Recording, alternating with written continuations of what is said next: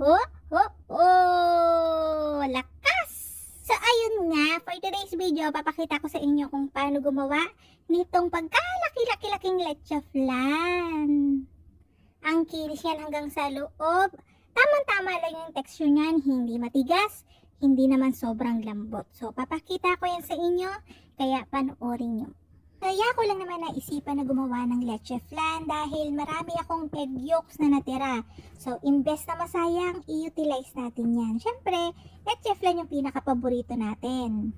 Meron nga din akong nabiling cream cheese na buy one take one. Kilala nyo naman ako.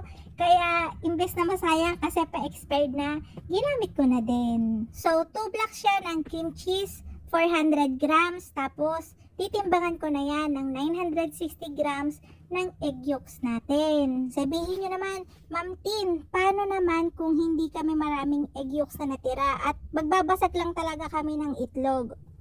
Ilan ang total nun? So, kadalasan, ang medium size na itlog ay merong 20 grams ng egg yolks. Kapag large naman, pumapalo yun ng nasa 23 to 25 grams. So, i-divide nyo lang yung 960 grams dun sa ating tagto 20 o 25 grams ng egg yolks. Kadalasan pumapalo yan ng nasa 45 to 48 pieces ng ganito, ng egg yolks.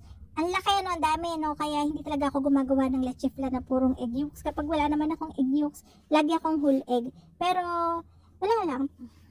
I-share ko lang. Kapag gumagawa nga ako ng leche flan, lagi akong gumagamit ng blender pang mix. Pero dahil malaking batch nga to, immersion blender na lang. Same lang naman yun. Tapos, mas maganda kasi yun. Mas makinis yung kinakalabasan ng leche flan natin. Kasi lahat ng air packet sa loob ng mixture natin pumupunta sa ibabaw. Mas madali siyang masala. Tapos, naglagay na ako dyan ng 1,400 ml ng ating condensed milk. Any brand, mumurahing brand lang tong ginamit ko eh. Tapos, 2 liters ng fresh milk. Pwede rin naman ng evaporated milk.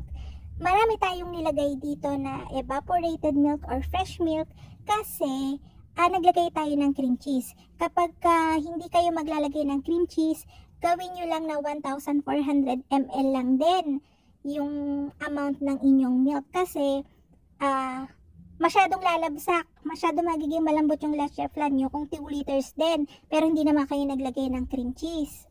Kapag kasi gumawa tayo ng leche flan na may cream cheese and kulang yung milk na nilagay natin, magbibitak-bitak yun kasi nakakapagpatigas ng mixture yun. Kapag na-rest natin, magbibitak-bitak na yung inyong flan.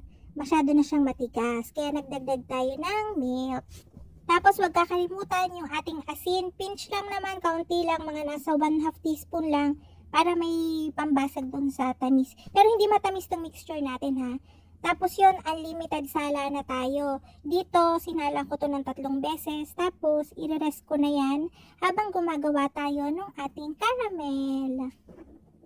Pag gumagawa ko ng caramel, dito na talaga ako sa mismong pan nagka-caramelize kasi nasasayangan ako dun sa natitira at saka dumidikit sa kawali. So, yung pan na gagamitin natin is 12 by 16 by 3 yung size. Malaki talaga siya. Tapos, nag-preheat na ako ng oven sa 120 degrees Celsius, mga 120 to 130, pwede na. Yung upper heat settings nun ay nakapatay. Pero since nababasa nung thermometer ng oven ko yung temperature sa loob, pumapalo pa rin siya ng mga nasa 60, 80, pero patay yun. So, ayan, nakikita niyo yung temperature dito sa oven ko. Pero wala talaga yan, hindi nabubuhay yung apoy nun sa ibabaw. So, ayun, for the caramelize ang person, pag magka-caramelize kayo ng pang leche flan, huwag niyong putlaan, please. Hindi siya masarap tignan kapag maputla, pero wag nyo rin naman sunugin. Yung tama lang ganito yung kulay niya. Tapos pag may nakikita kayong buo-buo talagang asukal na matigas ang ulo at ayaw matunaw, tanggalin nyo na. Huwag nyo nang piliting matunaw. 2 cups pala ng sugar yung nilagay ko para sa ganitong size ng ating pan. Tapos yan, lalagyan ko na yung pan natin, pang water bath natin sa ilalim ng water para sabay na siyang uminit dun sa oven. Kapag kaya nyo ng pan na mas mataas pa dito sa ginagamit ko, ay mas taasan nyo na para mas maganda yung luto. Tapos, ayan, lalagyan natin yan ng tubig. Taasan nyo yung tubig para hindi kayo dagdag ng dagdag later on kapag ka nag-bake na tayo. Pwede nyo rin naman tong steamer, pero alam nyo ba, mas maganda yung leche flan na na-bake. Mas makinis, mas mataas kasi ang init kapag ka sa steamer. Kahit baba mo yung temperature nun, mas mainit ang steamer actually compare mo sa oven. Tapos ayun na nga, since rested na yung ating flan, yung mga bubbles niya naiwan na sa taas. So sasalain ulit natin yan para matanggal na talaga completely. Ang daming kasasala, no? Pero ganun talaga. Pero kung kayo ayaw nyo magsala, okay lang naman. Tapos ayan, pwede nyo naman tusok-tusokin lang yan ng stick o kaya toothpick para mawala yung mga bubbles na nasa ibabaw. Pero since maarte ako at ganito ang boses ko, binolotarch ko na. Tapos ayan, isasalang na natin siya. Medyo matagal kasi mataas yung pan natin and malaki. Pero kung nasa lianera lang naman, mga nasa 1 hour lang tong i-bake sa 120 to 130 ha. Pero since malaki nga yung pan natin, aabot to ng 3 hours. Huwag kayong mag-alala kasi yung oven ko, hindi naman tumahagad sa gasol. Kapag yung na-maintain niya yung init, hindi naman niya naapoy. Mababa lang din to sa kuryente. Tapos ayan, every now and then, sinisidip ko siya. Kapag nakikita kong kumukonti na yung tubig dun sa water bath natin, dinadagdagan ko yun ang tinadagdagan. Ow!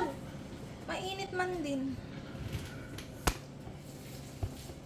Medyo pa more.